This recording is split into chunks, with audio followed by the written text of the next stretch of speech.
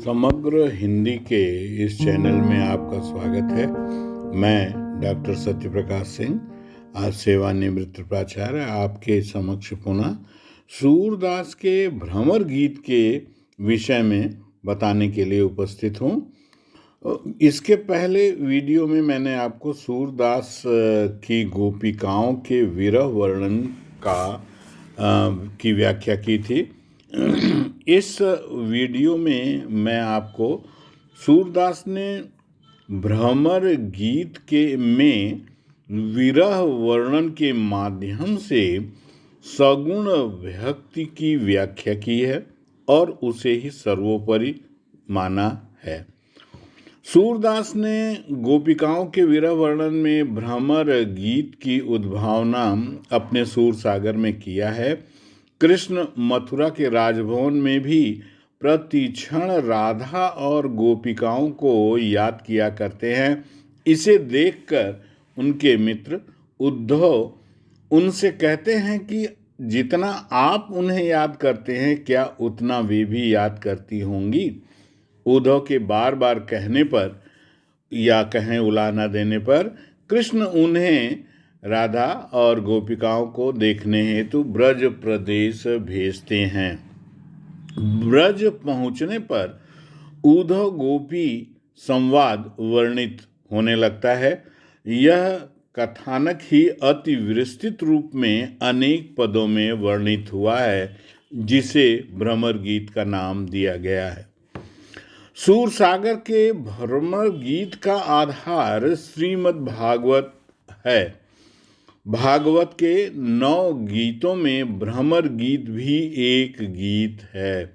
इतना संकेत मात्र है उसमें भागवत में कि उद्धव गोपी के बातचीत अर्थात संवाद के प्रारंभ में ही एक भंवरा भ्रमर जिसे कहते हैं बीच में आकर गिर पड़ता है और गोपिकाएं मर्यादावश उस भ्रमर को संबोधित कर उद्धव के प्रति व्यंग्योक्ति की सृष्टि करती है। अर्थात भ्रमर को संबोधित की गई उनकी अनेक बातें, जिन्हें उक्तियां व्यंग्योक्तियां कहा गया, भ्रमर गीत की कथा वस्तु का विधान करती हैं। भागवतकार ने सगुण भक्ति का प्रतीकात्मक कथन मात्र किया है, अर्थात उद्धव गोपी संवाद में भ्रमर के संबोधन के कारण ही इस विषय वस्तु को भ्रमर गीत कहा गया। आगे चलकर उद्धव गोपी संवाद का नाम ही भ्रमर गीत पड़ा। अगली बात है, भक्ति काल में सूरदास ने भ्रमर गीत प्रसंग एक निश्चित उद्देश्य के लिए लिखा रचा है।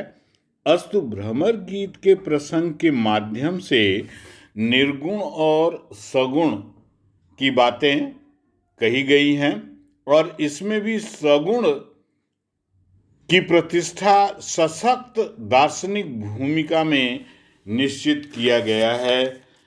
यही आगे एक परंपरा सा बन गया और अनेक आगे के कवियों ने इसी भाव को अपनाकर सगुण का निर्गुण के ऊपर प्रतिष्ठापन किया है।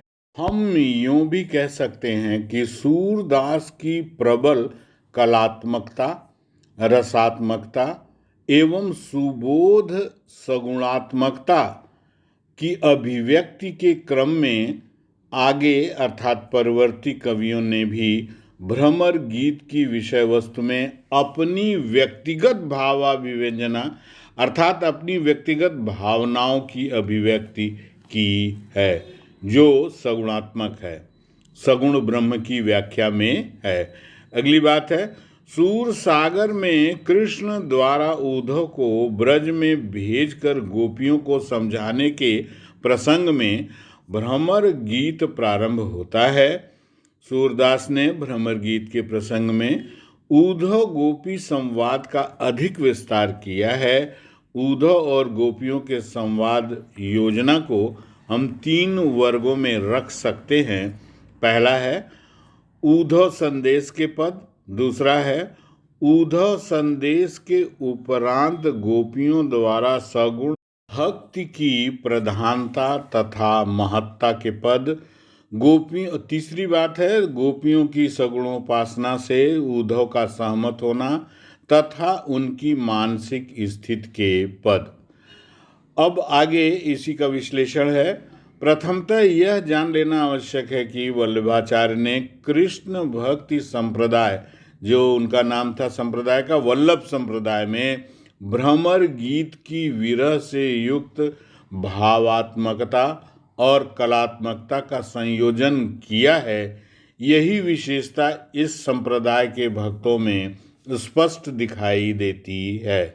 दूसरी बात है, सूरदास ने निर्गुण और सगुण का अत्यंत सहज और स्वाभाविक प्रकृति के अनुरूप वर्णन किया है, जो तार्किक है। सहज भावपूर्ण तर्कों से निर्गुण का खंडन और सगुण की उपासना का कारण गोपियों के माध्यम से बताया है। अगली बात है कि सूरदास ने लोकोक्तियों एवं कवि प्रसिद्धियों होता है साहित्य में जो कथाएं कवियों के बीच, साहित्यकारों के बीच प्रचलित रहती हैं, उन्हें कवि प्रसिद्धि कहा जाता है। तो कवि प्रसिद्धियों का सटीक प्रयोग गोपिकाओं के कथन में उपयोग किया है, जो अत्यंत पुष्ट और सत्य के उद्घाटन करती हैं।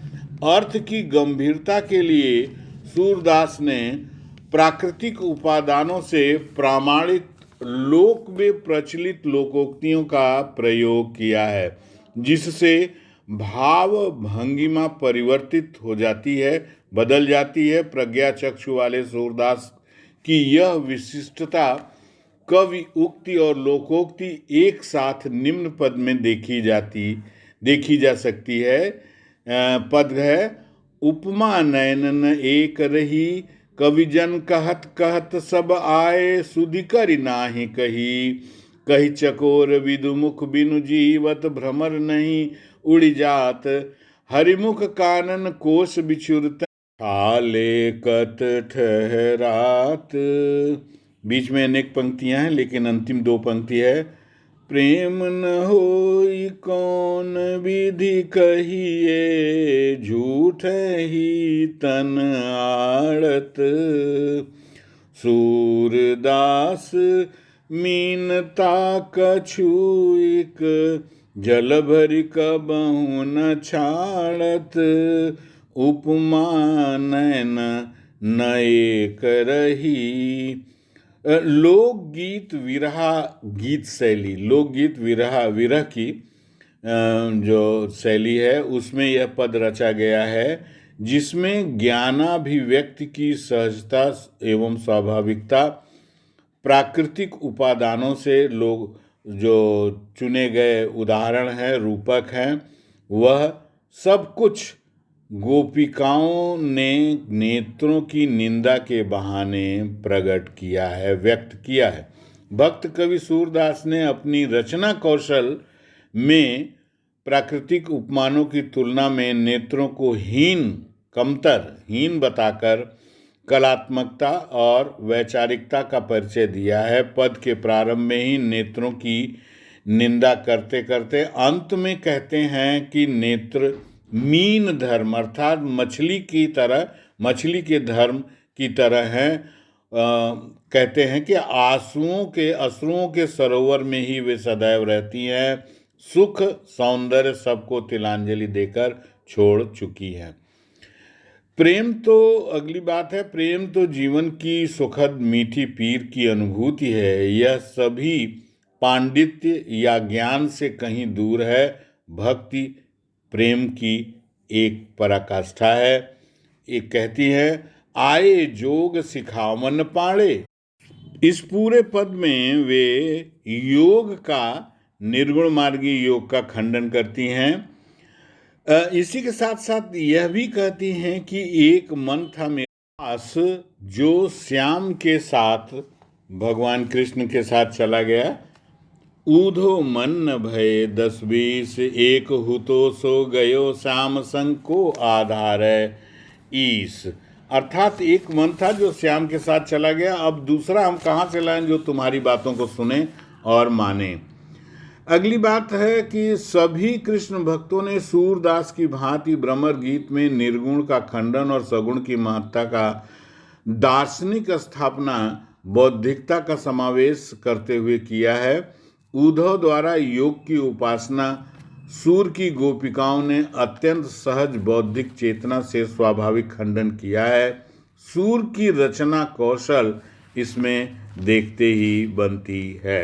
और वे कहती हैं, निर्गुण कौन देश को बासी, मधुकर कही समुझाई सौह दे, बूझत साची नहासी, को है जनक कौन है जननी, कौन नारी को दासी, कैसे बरन भेष है कैसे की रसमय अभिलाषी, पावै गौ पुनि कियो आपनो, जोरे करेगी घासी, सुनत मौन है रह्यो बावरो, सुर सब मति नासी।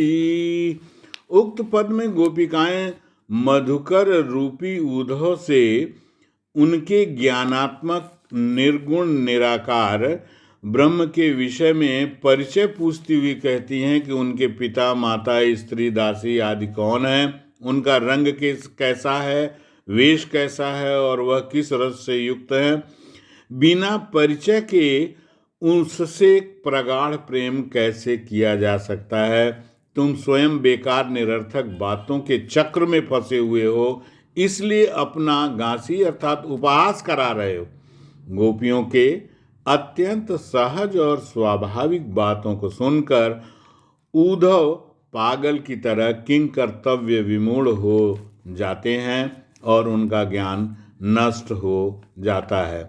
संपूर्ण पद में बुद्धि तत्व का सहज प्रयोग करते हुए निर्गुण ब्रह्म की तत्वहीनता, आधारहीनता एवं नीरसता का लौकिक उदाहरणों से खंडन करते हुए सगुण ब्रह्म की प्रतिष्ठा की गई है। अस्तु काव्य प्रयोजन की दृष्टि से यह स्पष्ट है कि योग की निर्गुण ब्रह्म की उपासना का खंडन एवं सगुण सरस ब्रह्म की प्रतिष्ठा स्थापना का सफल प्रयास गोपिकाओं के माध्यम से किया गया है। अंत में यह कहना आवश्यक है कि सूरदास का भावालोक वैयक्तिक होते हुए अर्थात उनकी अनुभूति वैयक्तिक होते हुए भी सांप्रदायिक संस्कार अर्थात वल्लभ संप्रदाय से वो बंधे हुए थे, वह सांप्रदायिक संस्कार से बंधा हुआ था, जिसका विकास क्रमशः वात्सल्य में भी हुआ, सख्य में भी हुआ और माधुर्य भाव में संचरित हुआ। माधुर्य भाव में बहुत अधिक उसका विकास हुआ। माधुर्य भाव एवं सगुणोपासना का चरम उत्कर्ष भ्रमर गीत के विप्रलंभ श्रृंगार में हुआ है। सूरदास की दार्शनिक योजना भ्रमर गीत में कृष्ण के प्रेम और भक्ति में पूर्णतया बैठी हुई दिखाई देती है। यह सूर की आत्माभिव्यंजना है, उसकी अनुभूति है, जिसकी अभिव्यक्ति उन्होंने पदों के माध्यम से किया है।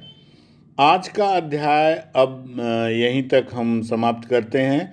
अगले वीडियो में कृष्ण के प्रेम में रमी पगी मीरा के विषय में अर्थात मीराबाई के विषय में मैं आपको कुछ बताऊंगा।